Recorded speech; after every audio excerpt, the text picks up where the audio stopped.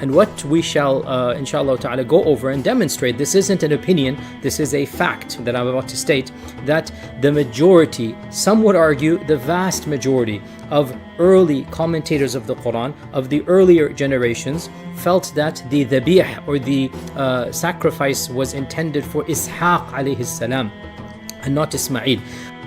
আমরা শুরুর দিকের ইসলামিক কিতাব থেকে শিখি যে ইসলামের প্রথম শতাব্দীর বেশিরভাগ ইসলামী আলেমগণই বিশ্বাস করতেন যে কুরবানিটি ইসহাকের ছিল। The argument that I'll be making is, of course, and this is not an argument, I should take that back. The facts that I will be presenting, this is an open shut case. The facts that I will be presenting is that there was a seismic shift in how our scholars of tafsir viewed the story of Ibrahim and who the sacrifice was, and that in early Islam the vast majority of the giants felt that it was Ishaq alayhi salam, and then of course in later times, in pre-modern times, and of course in our times, it is almost as if there is an ijma' to the point that when a person mentions Ishaq, that Ishaq was the sacrifice, people lose their rationality, they become very emotional or whatnot, and this is a demonstration of how ideas can change over time. What is really interesting, there's nothing in the Quran that is explicit, whether it was Ismail or Ishaq, and there's nothing in the authentic Sunnah that is explicit as well. Nothing in the authentic Sunnah, nothing in the Quran, whether it was Ishaq, whether it was Ismail alayhi salam.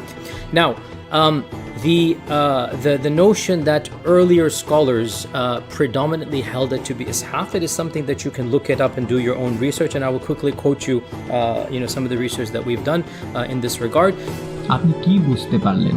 কুরআনের শুরুর দিকের তাফসীরকারীদের বেশিরভাগই বিশ্বাস করতেন যে এটি ইসহাক, এবং এটি একটি মতামত নয়, কিন্তু এটি সত্য। That especially the giant Ibn Jarir al-Tabari, who died 310 Hijrah, Ibn Jarir al-Tabari argues very forcefully with almost a degree of like certainty, or you can say is very forceful, that it is in fact Ishaq and not Ismail. And he mentions this a number of times, especially here in Surah Safat, and he mentions a number of arguments. Of them is that فَبَشَّرْنَاهُ بِإِسْحَاقَ نَبِيًّا مِنَ الصَّالِحِينَ, that we gave him the glad tidings of Ishaq, and فَبَشَّرْنَاهُ بِغُلَامٍ حَلِيمٍ in Surah Safat. So Tabari argues the bashara was never given for Ismail, the glad tidings that an angel comes and an angel says, Ibrahim, you're going to be a father. So Tabari argues that the bashara only came for Ishaq alayhi salam, and there was never a bashara for Ismail. At-Tabari then mentions a number of Sahaba and Tabi'un who argued that it is Ishaq, and it is very interesting to note that the overwhelming majority of the Sahaba and Tabi'un who held positions about this held positions that it was Ishaq alayhi salam.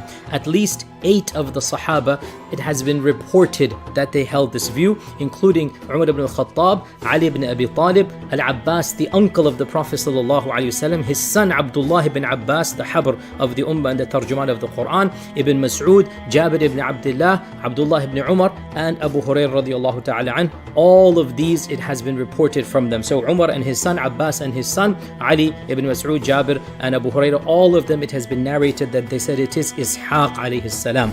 As for the Tabi'un, too numerous to mention. Over 15 of the famous Tabi'un, the giants of tafsir who studied directly from the Sahaba, the giants of the Tabi'un, majority of them, overwhelming of them, clearly held the view that it is Ishaq alayhi salam. The earliest books of tafsir that we have, Tafsir al-Suddi, Tafsir Muqatil ibn Sulaiman, died 150 Hijrah.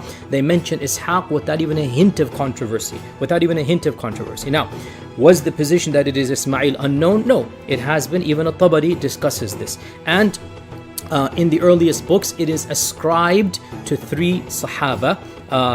And interestingly enough, all 3 of these are found in the previous list as well. So it is most famously ascribed to Abu Hurairah, but Abu Hurairah has also ascribed to him the position of Ishaq, and it is also ascribed to Ibn Abbas, but also Ibn Abbas has been ascribed the position of Ishaq, and it is ascribed to Ibn Umar. So all 3 that it has been ascribed to as being Ismail, you also find in various books of tafsir that these early authors have ascribed Ishaq's position to them as well.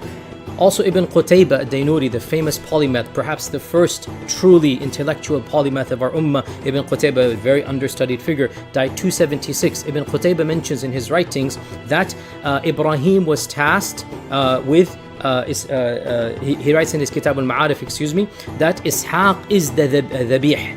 And this is the position of the majority of the people of knowledge. This is Ibn Qutayba, the polymath, the intellectual genius, the giant. Ibn Qutayba is writing in 276, he passes away, so assume that he's writing around 250 or so, that he's saying the majority of the people of knowledge say that Ishaq is the dhabih. এখন এটি শোনার পরে আপনার কাছে আমার একটি প্রশ্ন রয়েছে, কেন আজ মুসলমান সংখ্যাগরিষ্ঠ আলেমগণ আপনাদের কাছে এই সত্যগুলি লুকিয়ে রাখেন? এটি কি পরিষ্কার নয় যে তারা সত্য দেখানোর জন্য আগ্রহী নয়, কেবল তাদের নিজস্ব মতামত দেখানোর জন্য আগ্রহী?